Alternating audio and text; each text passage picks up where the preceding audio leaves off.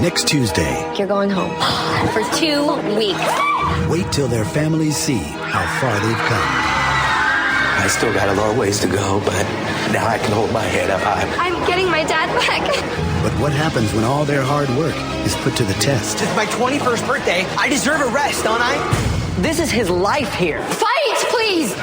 Can you do that for me? New Biggest Loser Couples, next Tuesday on NBC. I've made it a policy to almost never comment on a woman's shape, figure, or apparent weight loss, or, God forbid, weight gain. It's a no-win situation.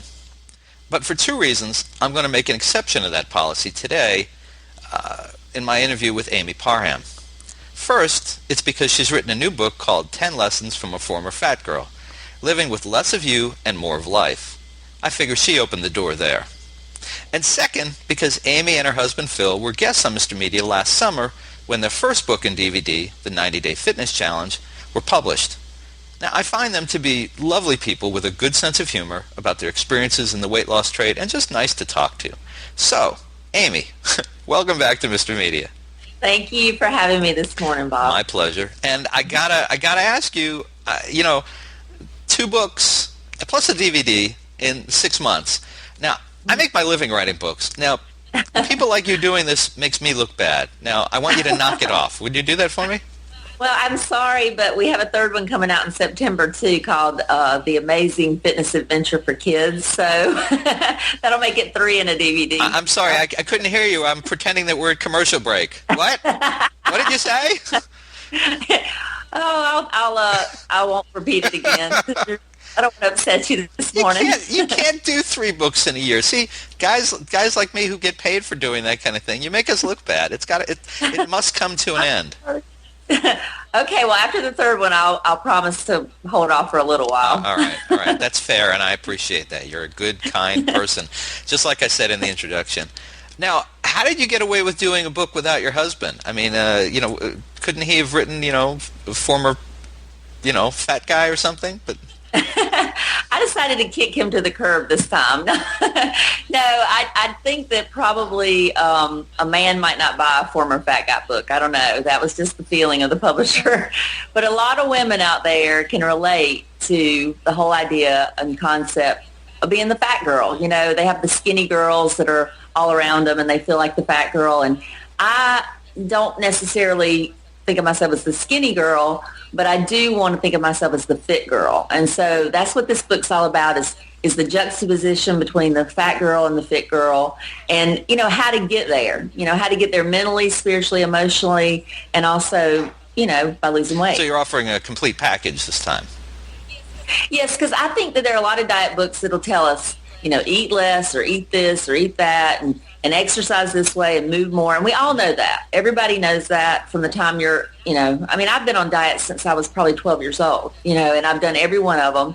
But nobody tells you how to deal with the, mental aspects, the things that you do to sabotage yourself, the times when you go, in the refrigerator at night when you're not hungry because you're wanting to comfort yourself with food. So this book deals with that. And it also deals with some practical, tips on how to lose weight, practically, about eating and exercise and all that. But more importantly, we're dealing with the root of the problem. And how different is this book from the 90-Day Fitness Challenge? It's very different. Although in the 90-Day Fitness Challenge, we provide, an inspirational devotion every day where people can read it and be inspired. This is really talking about some personal stories in my life. My parents were divorced when I was 10 years old. They owned a Dairy Queen restaurant. I was practically raised in the back of the Dairy Queen. When you get the vanilla and then they had the butterscotch topping that would freeze. Yes. Oh, honey, I've eaten plenty of those. Oh, man, I love Dairy Queen. They're delicious. And the Buster bars, that was my thing, the Buster bars. Parfaits and freezes. Oh, my God. Well, that explains everything. Yeah, right? But I do remember the particular moment when I first consciously used food to comfort myself. And I talk about that in the book. And I talk about how that when my youngest son, Rhett, was diagnosed with autism, that was the thing that I turned to at night after he'd gone to bed. I'd sit on the sofa and eat a gallon of ice cream. So ice cream has been my boyfriend, so to speak. And one of the chapters is Rocky Road is not your boyfriend's I saw that. I like name. that. You know, so that's, it's true, you know. Okay, so Phil's middle name is not Rocky Road. No. Okay. No. Rocky Road was my not mistress, I guess, but my little affair on the side. I see. How long has it been that you've kept off? It's 105 pounds, is that right? How long has it been now? Yeah. Well, we're going on our third year, really. We celebrate our second anniversary, and then in May will be the third year since we started our weight loss journey. So, you know, yeah. It's amazing because, you know, there's people who will write a book or, you know, go and do speaking things after, you know, a year. Oh, look at me. And then, you know, of course, I mean, Kirstie Alley, unfortunately, is the best example of that, and or Oprah, you know. But you've kept it off. I mean... Yeah, it's a daily, you know, commitment, really. I mean, this is not about a diet. It's about changing your life and changing your mentalities. And so that's what we've learned is, like, if you think about it as an event, then you're going to fail. But if you think about it as your life, then you're going to succeed because you know every day you have to make choices that keep you in that same, you know, frame of mind. Now, we're going to take a break in a second, and I want to come back and talk about some of the specific lessons. But before we do, there's 10 lessons in the book. And, you know, we always think about things in terms of 10. David Letterman has his top 10 every night. Jay Leno never tried to copying him by having his top 11. 11 just never seems to work. But before we get into the 10 themselves, was there something that you left behind? Was there an 11th that, you know, if 11 was a popular number that you would have had 11? No, I think I really put everything into this book. I mean, I really feel like this is my baby. You know, I put my heart and soul into it. I shared a lot of personal stories. Somebody told me that the name of the book should have been 10 Confessions from a Former Fat Girl, because I really share so much about my life and my childhood and my family. And, you know, I'm a kind of an open book anyway, but this really, I dug into some personal stuff, and I feel like I've gotten everything out there, and I really hope people enjoy it. Do you feel a little exposed when you do that? I mean, I work with people all the time telling their stories and the biography, help them write biographies and autobiographies, and I always worry sometimes that, you know, people tell a lot about themselves in these stories and these books, and then they come back and they go, boy, I wish I hadn't done that. Honey, after you're standing on stage in front of 1 million people in a sports bra and spandex, there's nothing else that you can do that's worse. So I'm fine, I think. Well, folks, let's take a quick break. This is Bob Andelman, and you're listening to the Mr. Media radio interview, some of you with TV, with Amy Parham, author of 10 Lessons from a Former Fat Girl, Living with Less of You and More of Life. And we'll be right back. Hi, I'm Vanessa Williams. There's so many things kids have to be good at these days. It's hard to stop and think about how something like learning music can help them in the future. Music helps kids because it's a performing art, and children need to learn to perform well so they can succeed in society. Getting an 85% on a math test is pretty good, but hitting 85% of the right notes during a concert isn't good enough for most music students or their teachers. A special kind of practice and preparation goes into the discipline of performing music, and it helps kids develop habits that will allow them to perform better in all areas of their lives. A PSA brought to you by MENC, the National Association for Music Education, and the National Anthem Project, the campaign to restore America's voice through music education. March is Music in Our Schools Month. Hi, this is Kurt Smith from Tears for Fears, and you're listening to Mr. Media Radio. Better you than me. This is Bob Andelman, and you're listening to and hopefully watching the Mr. Media radio interview with Amy Parham, author of 10 Lessons from a Former Fat Girl, Living with Less of You and More of Life. Amy, so let's talk about a couple specific lessons. Are there some that deserve special emphasis? I think there are a couple of them that really people don't talk about, that really resonate with me. And one of them is you've got to forgive people. You can't be, you know, free if you don't forgive. And I think that a lot of times I've found, because we travel all over the place and do fitness challenges, and we meet people that are, you know, obese and morbidly obese, and they talk to us, and I always ask them their story. And usually they've had some kind of a tragic event that has occurred that has caused them to feel the need to comfort themselves with food. I've had people that their children have died in car accidents, or they've had kids with disabilities, or they've had abusive relationships. I had one lady tell me that her husband committed suicide while her daughter was on the phone with him. I mean, it was like it's just crazy, horrible things that happen to these people. And in those moments, they become bitter and they become angry, and they, have what I consider like a root of bitterness in their heart. And it's so important that these people learn how to let go of that bitterness and let go of that anger and forgive so that they can move on. And I talk a lot about that in one of the lessons. Another one is to embrace your uniqueness, because I think a lot of people are so busy comparing themselves to other people that they don't look at the unique things that God has created in them. And I mean, I'm not probably ever going to be a size 0. I'm probably never going to be, I know I'm never going to be, 5'9". And I'm and I'm never going to be able to probably whip up a gourmet meal, because that's just not my thing, But I do have talents and abilities and gifts that God's given me. And so I need to embrace those unique qualities and celebrate those unique qualities. And so other women ought to do that as well. Quit comparing yourself to everybody else and start looking at the things that you have that are unique and special, because that'll help you to appreciate who you are and not feel under so much pressure to be somebody else and change and always be condemning yourself. So those are two of the lessons that I feel like are really, really important. Is Phil still there in the background? Let me see. He may be in the kitchen eating some breakfast. Philip, are you here? No. All right. Well, next time he wanders by, let me know. I want to ask him a question. Okay. He doesn't have to come on screen if he doesn't want to, but I just got a question for him. So, when I look at the cover of your book, it's a great picture of you, by the way. But so we see the former fat girl. Which girl do you see when you look in the mirror? It took me a long time to see the fit girl. It really did. And I actually talk about that in the book as well, because, you have to get a new, image of yourself. That's part of the struggle, especially at the end. When I had lost all the weight, I would be considering myself the same person, but I was a different person and people perceived me differently. And so for a long time, it took an adjustment to get used to the new me, I guess I should say. And but now I'm thankful to say that I do see the fit girl when I look in the mirror. We're all critical of ourselves at times, everybody, that's human nature.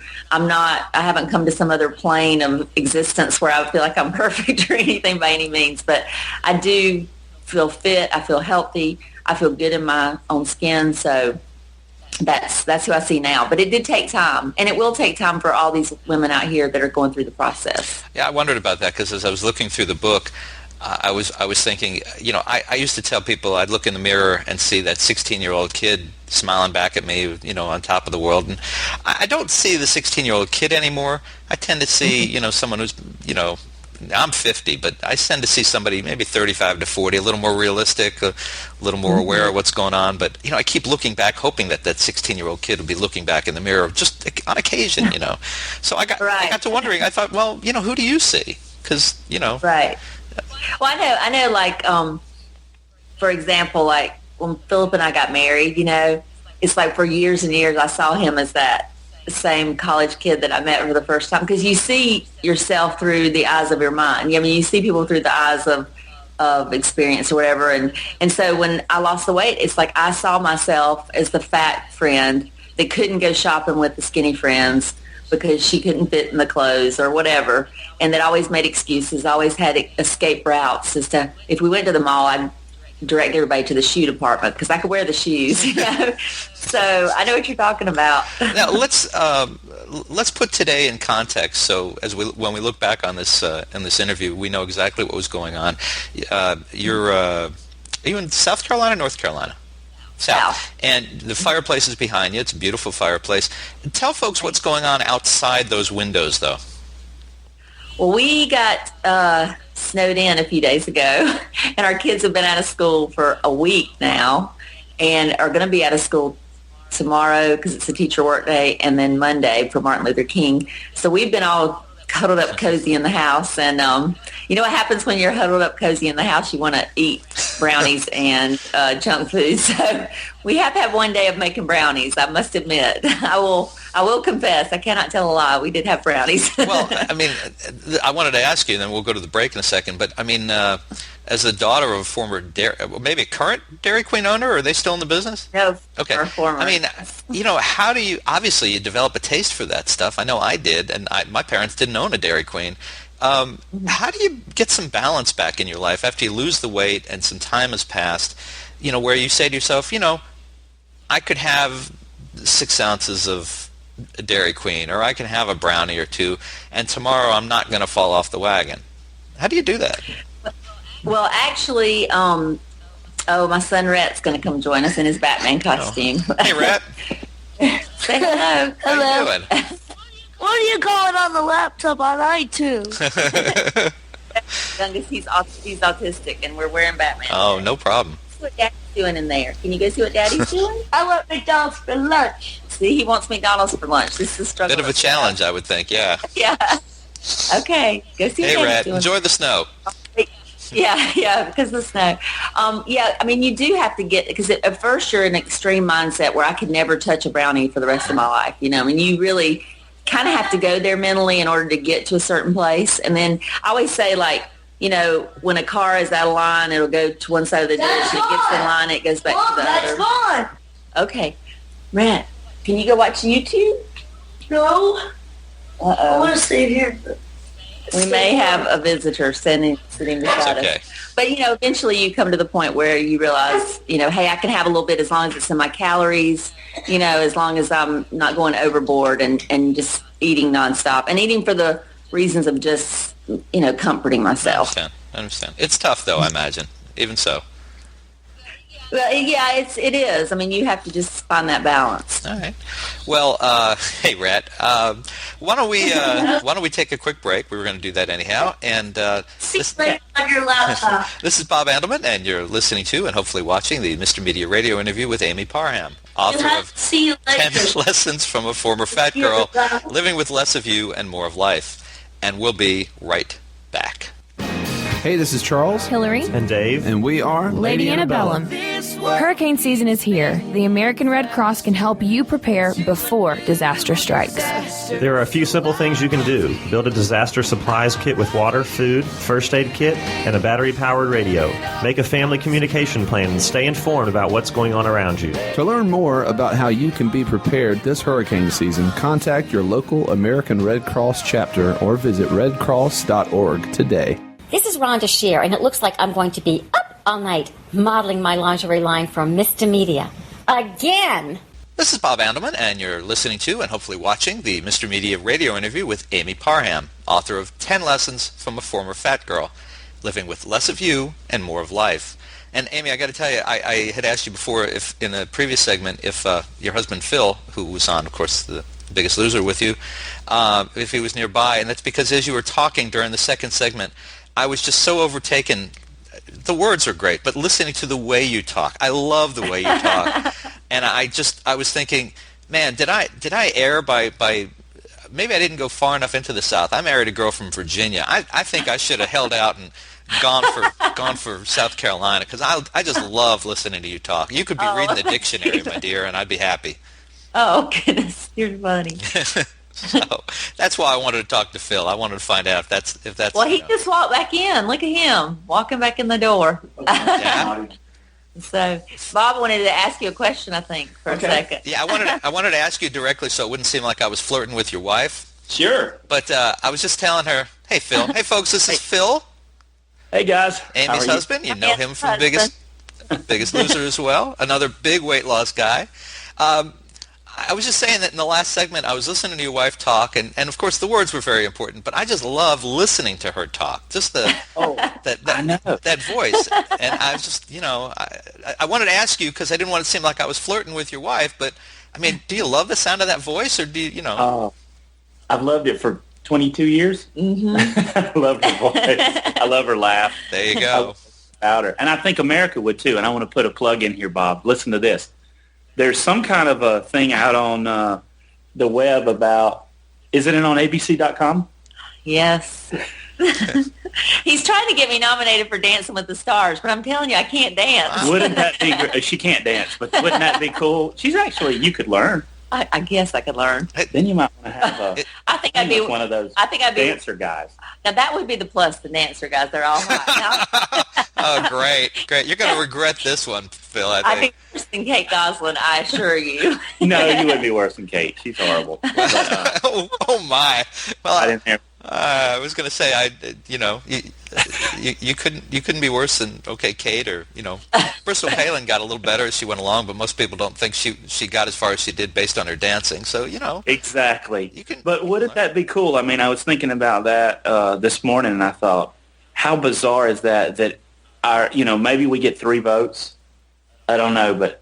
Well, a lot of Biggest Loser girls have been getting votes on ABC.com. But yeah, just the thought that you're nominated. There's lots of ones that would really be cute on that show, I think. I'd love to see a Biggest Loser girl get on there.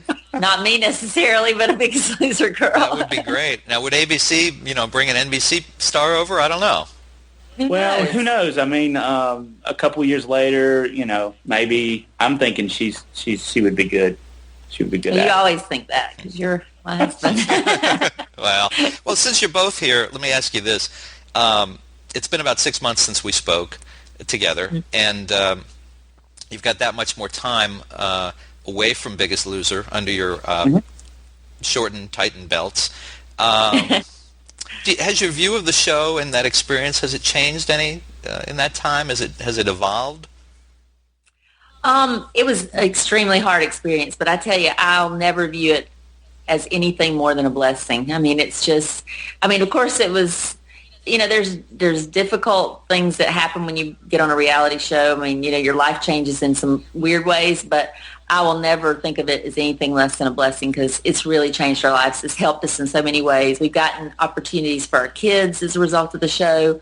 A company called Learning RX gave our son free brain training therapy, and it gave him the ability to be able to read and do math and go into a regular class this year for the first time. And so I'm not going to ever complain about Biggest Loser. I think at first you feel almost a little used when you get, if you understand what I mean, because you're a commodity and you're exploited. You're exploited a little bit, but then when you get past it, you go, oh my gosh, what would my life be like if I had not had this kind of an experience? And then we, like you said, we just kind of wanted to take it that much further and help other people because there's so many people who can't get on the show. I mean, we go to these casting calls with 1,000 people who stand there for standing in line for some hours. Of them 24 hours. Yeah. I mean, it's almost like trying to get tickets to a rock concert. We always say we won the fat person lottery. Yeah, exactly. And we can relate to people so much. And then, they just really can't get close to touch Bob and Jillian. And almost on some levels, we can relate to people more because they were never really heavy like we were, So, I mean, overall, you looking back 2 years later, it's a blessing. But you go through mixed emotions through the whole process, Well, and you guys have found, I mean, if we look at it and say that, to a degree that NBC and The Biggest Loser exploits the people who go on there, you guys have turned the tables on that. I mean, you've created this whole other career, this industry of sorts, and you seemed. I mean, when we met 6 months ago, in a way, that's right. Yeah, you seem very happy. Look at the two of you. Yeah. We are. We've gone from happiness, sadness, depression, back to happiness again because you really. Part of what I think Amy talks about in her book is you kind of rediscover yourself. You don't know who you are. You don't know who you are as a thin person. You have to go through the journey and the process, and it's not easy. And people, that's another thing I talk about in the book is that people think, well, once I lose all this weight, my life's just going to be perfect. But there is a process to go through to get to that perfect state where we're starting to experience really, true happiness right now. There was a valley period that you go through where you're readjusting. And so, that's what Philip's trying to say is that, It was tough on our marriage because we had been a certain way for 20 years. And it had enabled each other too, in that to be towards being the fat person. So it's an adjustment. With anything that's worthwhile, though, there's a little pain. I always say, the President of the United States, it's not easy campaigning in 5,000 cities, to become that. It's not easy to go through childbirth, to have a child. But, all these things are worthwhile in the end. Well, and Amy, you need to know this, and I'm assuming Phil will back me up here. It's not when you lose all the weight that your life becomes immediately happy. It's when you lose all the hair. Well, you can't. I'm not shaving my head. If you'll remember from the show, I was cul-de-sac, and then I was completely bald after the end because I thought, hey, go all the way. Don't do anything halfway. I hear you.